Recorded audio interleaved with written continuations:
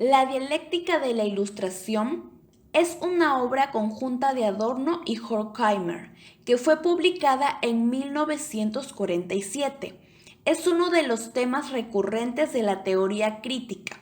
Su crítica no quería remitirse solo a las atrocidades de los regímenes autoritarios en Europa, sino a toda razón que permitía tales movimientos, por lo que el nuevo rayo de luz era una nueva teoría crítica que develaba cada vez mayores contradicciones e inconsistencias, ya que se sostiene que el hombre moderno se ha dejado guiar por las falsas promesas de la Ilustración, que surge debido a un uso específico de la razón, su uso instrumental. Señalan que si la Ilustración consiste en la afirmación de la autonomía y de la soberanía de la razón, entonces esa búsqueda ha fracasado, ya que la Ilustración consistía en liberar al mundo de la magia, pero en su éxito encontró su propio fracaso, porque al lograrlo, lo único que consiguió fue someter a toda la humanidad al yugo de la eficacia y del interés individualista y competitivo. Ambos tuvieron que replantearse las bases de la teoría marciana de la sociedad, ya que lo que les concernía era no permitir que el sistema de nazismo se implante nuevamente. Era un nunca más a un Auschwitz que marcó el corazón de muchas personas el terror ocasionado por una razón que se impuso sobre los demás, por lo que solo la liberación del pensamiento objetivado podría llevar a la liberación al hombre. Por ello, era necesario volver a la historia, por lo que proponen una peculiar filosofía de la historia y sus posibles consecuencias que luego devienen en patologías de lo social, como expresaron. Los hombres eran resultado de ella y en su forma de actuar y percibir el mundo.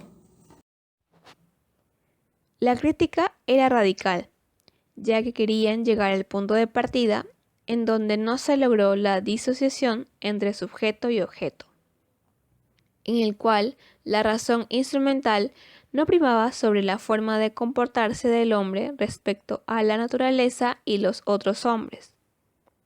Era necesario salvar a la Ilustración, porque parecía haber fracasado. El hilo de la historia no era el conflicto de clases como en la teoría marciana, sino las contradicciones que surgían por haber optado por una razón instrumental. En ellos todavía había cierto optimismo frente a la oscuridad de la época, donde su mayor esperanza era encontrar vías alternas para no volver a caer en la barbarie, y se creía que solo una sociedad mejor podría instaurar las condiciones de un pensamiento verdadero. En el mundo primigenio, cualquier momento antes de la civilización, la distinción entre sujeto y objeto no era evidente para el hombre, y que solo mediante la razón instrumental el hombre se pudo distanciar de la naturaleza volviéndola su objeto al tratar de dar razón de ella, explicándola. El hombre comienza a distinguir cada cosa entre sí, nombrándolas por un fin, el de su dominación. El objeto poco importa en sí mismo, pierde su identidad. Este afán conceptualizador es explicado por la dominación de la naturaleza y del terror que se siente frente al desconocido. La Ilustración es el terror mítico hecho realidad. La Ilustración se relaciona con la cosa como el dictador con los hombres. Esto los conoce en la medida en que puede manipularlos. Esta relación demuestra la dominación por el cual el sujeto domina el objeto. Pero esta dominación es ambivalente. Quiere decir, por tanto, que el hombre es el que luego es objetivado y dominado por la naturaleza y por otros hombres. Adorno y Horkheimer defienden la doble tesis principal: el mito es ya ilustración, la ilustración recae en mitología. El mito es la primera etapa de la ilustración, que se da mediante un proceso de racionalización, es decir, de desencantamiento.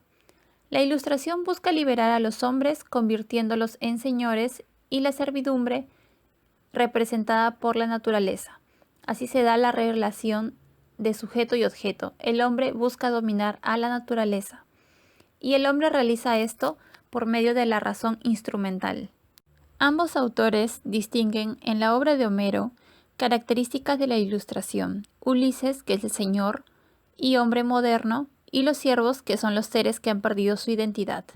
Ambos están marcados por la dominación, es decir, condenados a repetir el sufrimiento. Pierden su propia individualidad. Y la siguiente parte es: la ilustración termina por desembocar en mito.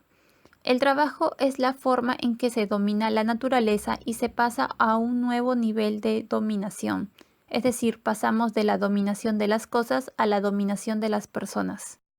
El énfasis en la autonomía del hombre llevó a su propia sumisión. Es la venganza de la naturaleza por haberla objetivado, por lo cual el hombre pierde su identidad.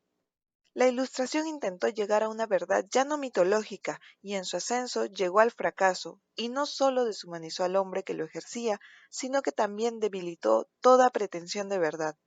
Aquí se inicia la crítica a las ideologías. La Ilustración toma el rol de sujeto y objeto y se vuelve no solo lo criticado, sino que también lo que critica.